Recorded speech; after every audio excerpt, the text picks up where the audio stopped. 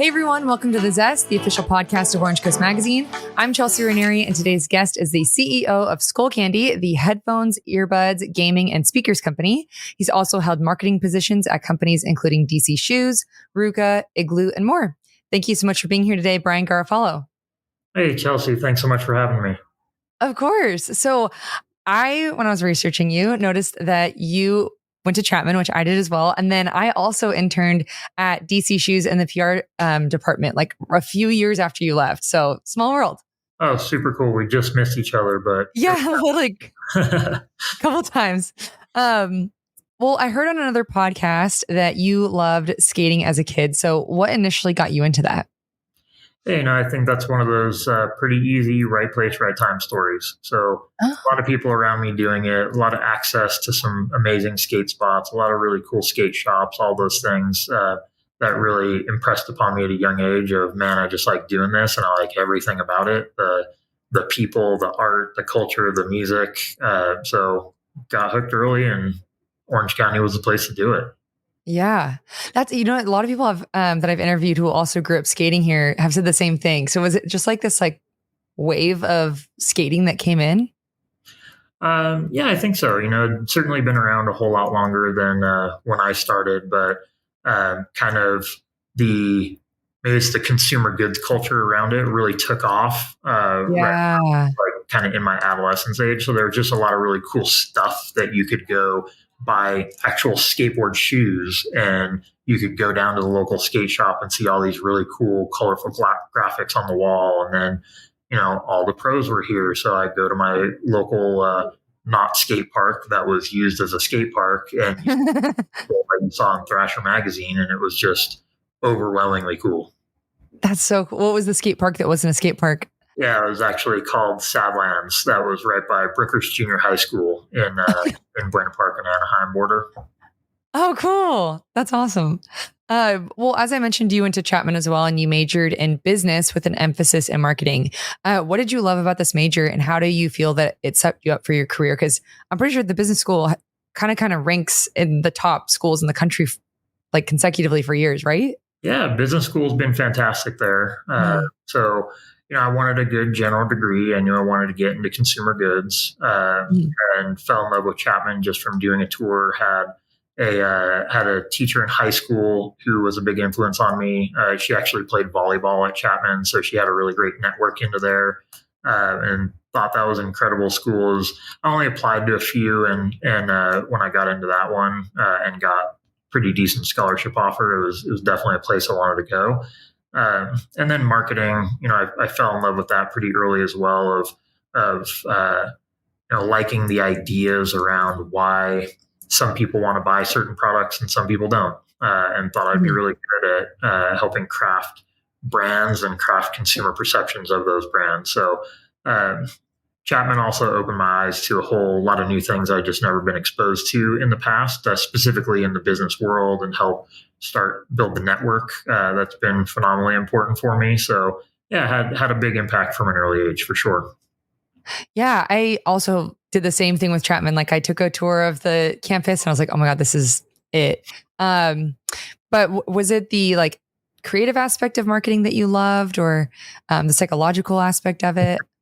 Yeah, what's funny is I definitely am very interested and was very interested about the creative aspect of marketing. I think I'm pretty bad at that. I'm really good. I think I'm really good at as a fundamental marketing operator. Really understanding how to deploy resource and get the best return on it. What tactics are needing to be deployed to go hit the goals for campaigns or product launches or whatever it's going to be. I have always had the great benefit of people who are a whole lot more creative than me taking care of that aspect. Yeah, definitely. Well, in 2008, you became the marketing director for skateboarding at DC Shoes, which at the time was a $250 million category for the company, which is crazy. How do you feel your passion for skating kind of gave you insight for your marketing strategy? Yeah, that's a great question. So DC was totally on fire. I was in the right place at the right time, had phenomenally talented founders in Ken Block and Damon Way. they invented so much really, really cool stuff in not just skateboarding, but the broader action sports category. The athletes that we got to work with, specifically on the skateboarding side, were just absolutely one of one geniuses and phenomenal talents.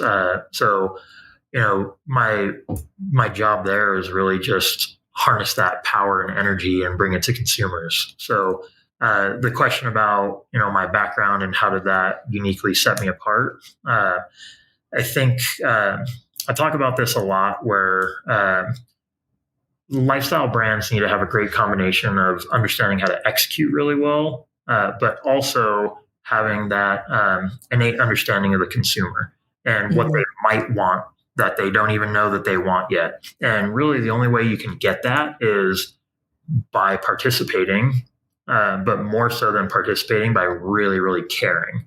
Yeah. So that's something that's usually done me well in my career is I care about the cultures that I've been fortunate enough to work with. And when you do care and you know how to impact them positively, that usually has a pretty good return to the bottom line.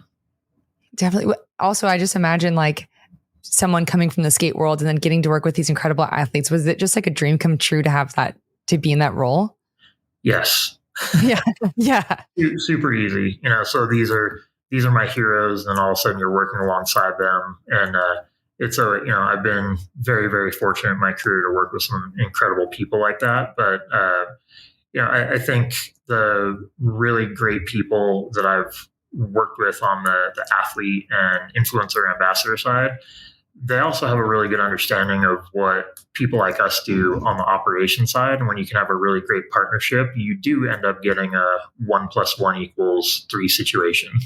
Yeah. Well, you went on to work as the global marketing director for RVCA. And I saw on your LinkedIn that during your time there, RVCA experienced 5 times growth in sales. How did you assist in that? Look, this is another example of working with phenomenally creative people. So, Orange Coast Magazine, I'm sure a lot of your readers know the name or personally know Pat Genori. Oh, yeah. Absolutely phenomenal creative force. So, when I got there, RVCA was very small. So, times growth, we started with a relatively small number. Now, granted, the growth was incredible, but it all stemmed from Pat. And right place, right time, right concept, pushing that culture forward. I kind of started with skateboarding, went to broader board sports, and then you think about this just broader creative youth lifestyle. And Pat is so responsible for that, with merging the Artist Network program and visual and creative artists into that board sports culture.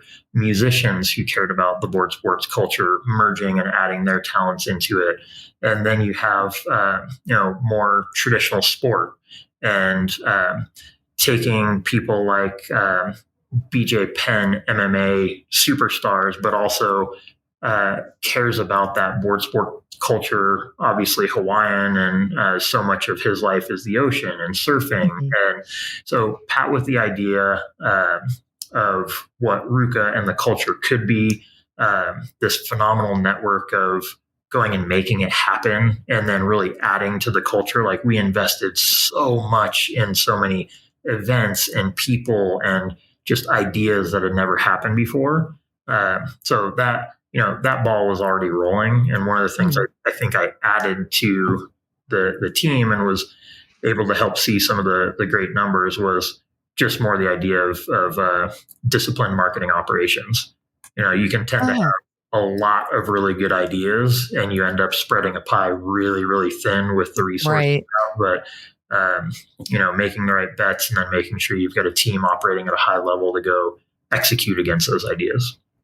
Yeah, I didn't realize that RVCA was like small when you started there. So you went from this like really big giant of a company with $250 million sales to the smaller company. How was that decision made? And what was the difference for you going into from really big to a smaller company? Yep. Another great question. There's a moment in time in my career where I was actually down in San Diego and had a personal decision with my wife and I, because we're both born and bred in Orange County. So all of our big friends and family networks were here, and we really wanted Oh, to come back. But if I also drew the picture of everything that at the time I was really really interested and excited about from kind of a personal and consumer point of view, it was Ruka. And no way. it was owning the entire pie for marketing, but a much smaller pie versus just skateboarding at DC. So, bigger role, smaller pie, and then definitely sprinkled in some of the personal happiness with my family. Oh, I love that. Well, I'm going to jump ahead a bit to 2021 when you became a board member at Keep America Beautiful, which is a nonprofit that focuses on making communities clean, green, and beautiful. So, what drew you to get involved in? What are some ways that our listeners can get involved as well? Oh, yeah. Thank you for asking that one. Mhm. So, you know, I care, again, going back to that same kind of guiding principle. I care about the environment. I'm somebody who always has in the back of my mind, try and whatever I'm involved in, leave it better than I found it. So I'm hoping that my children get to inherit a planet when I'm gone Yeah. that's at least as good, if not better, than when I was here. And that's a put your money where your mouth is situation. So when I was with Igloo coolers, we make a lot of plastic products there, and we're working on ways to make them a little less bad for the environment. Mhm. So we ended up working alongside Keep America Beautiful on a few projects, and they felt that there was a hole in their organization for being able to speak directly to a younger audience. So Mhm. they asked me to go join the board, and that was a decision made around, hey, this is stuff I care about. Well, let me go dedicate some time to doing the best I can at helping. Uh, What does your role consist of? okay, sorry. Let me answer the last question. Oh yeah. How can your listeners help? Easiest way is Yes. visit kab.org. You can find a local affiliate. You can literally walk outside and pick up trash and clean and green your local community. Or you can get involved in a much bigger level as a national corporate sponsor and work on events like we're currently doing with America 250 and picking up 250 billion pieces of trash by July 4th of 2026, which is America's 250th anniversary. Whoa, that's so cool. It's a big deal. Yeah. Right. So now, fast forward, what do I do for them? Yeah. So things like help craft that strategy. What are we going to do with the long term vision of the charitable organization? How are we going to best enact change? And then how do we shape the organization? Who are the people that really drive the bus there? And then Mhm. personally, I am charged with being a member of our marketing and metrics administration. So I'm trying to help talk to young people and help us get individual donations to let us do what we do best as well. Awesome. Well, that makes sense that they would put you in charge of marketing. That's incredible. So last year, you also have, which also happened to be Skullcandy's 20th anniversary, you became the CEO. So how did you come into this position?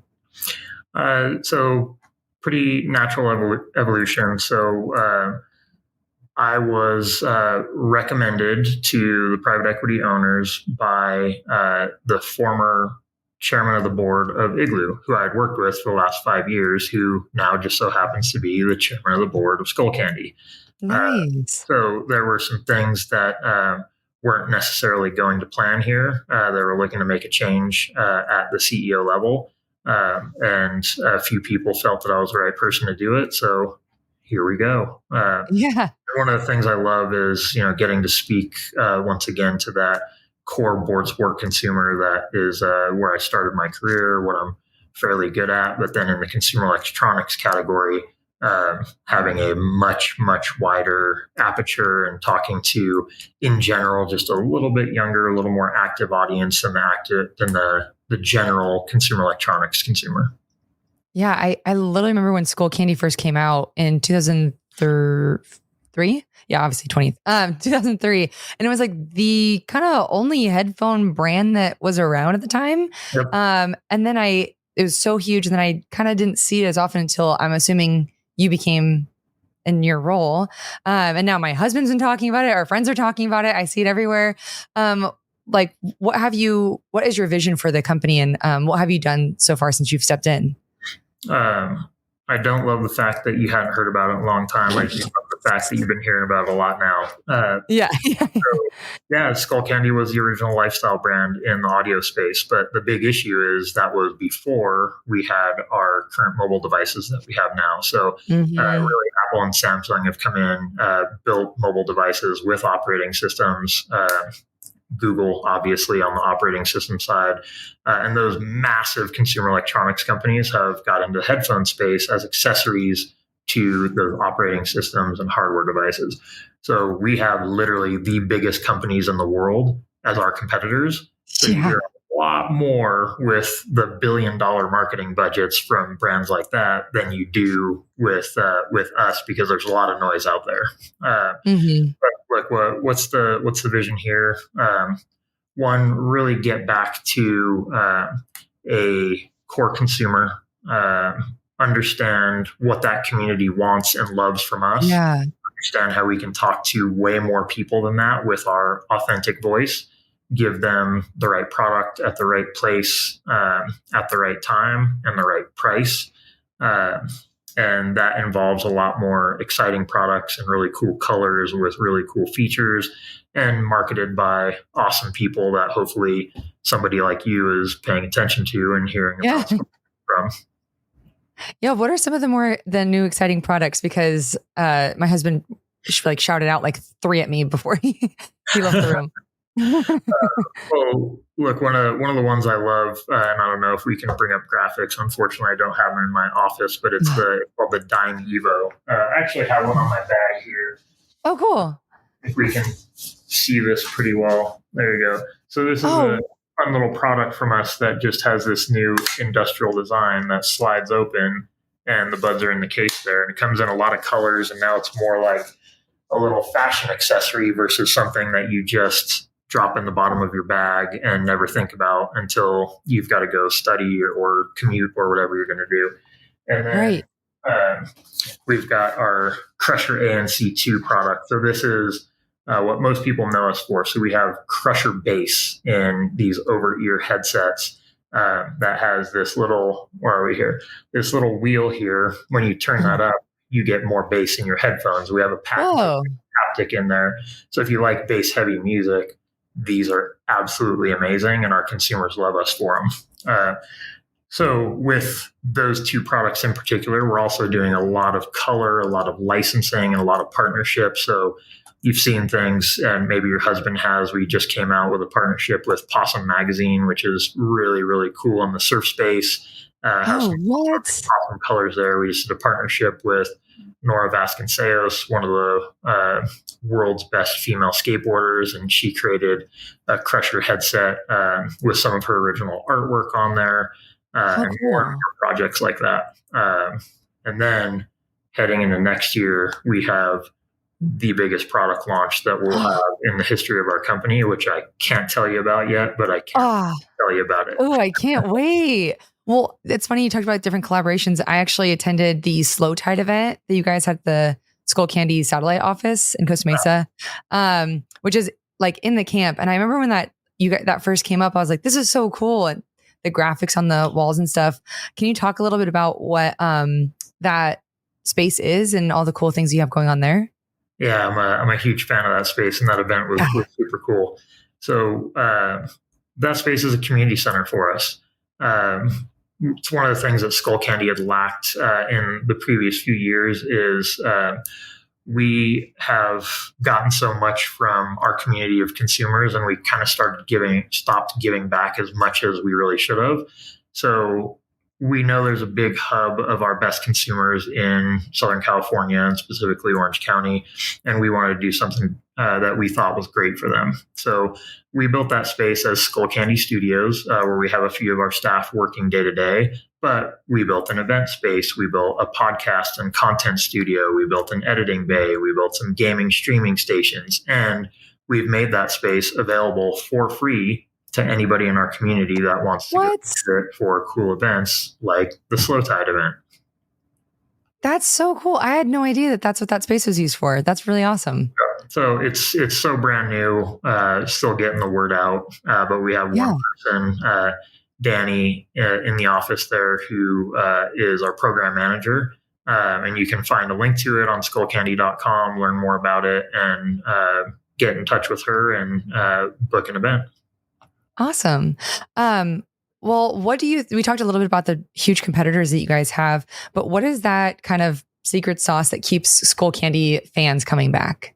It's community, community, community. So Mhm. we do what I think is a really good job of having members of our consumer community working here. We have X Games athletes, Olympic Yeah. medalists, people that just love the outdoor lifestyle. Our office, where I am currently today, is in Park City, Utah. So you can just think about this incredible outdoor playground we have around us. Yeah.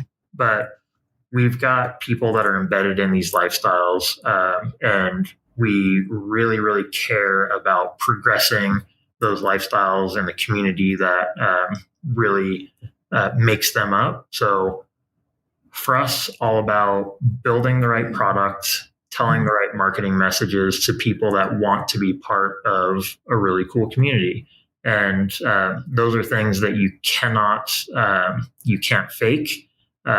You can't you can't earn your way into that community with a certain amount of hours of battery life or a certain level of Yeah. EQ customization in an app, which we have all those things and they're very, very cool. But people like us for the feeling they get when they buy a Skullcandy product and use it and meet other people that feel the same way. Yeah. Oh, I love that. Well, is there anything in addition to the big launch next year that you can share for listeners to keep an eye out for, or anything that you want to shout out? Yeah, I think one of the things I'm really excited about that we just launched is the Skullcandy Sound Lab. So this is our loyalty program. So another thing you can find out about on any of our social media outlets or skullcandy.com. When you do specific things, you're going to earn points. When you buy products, obviously, you earn points.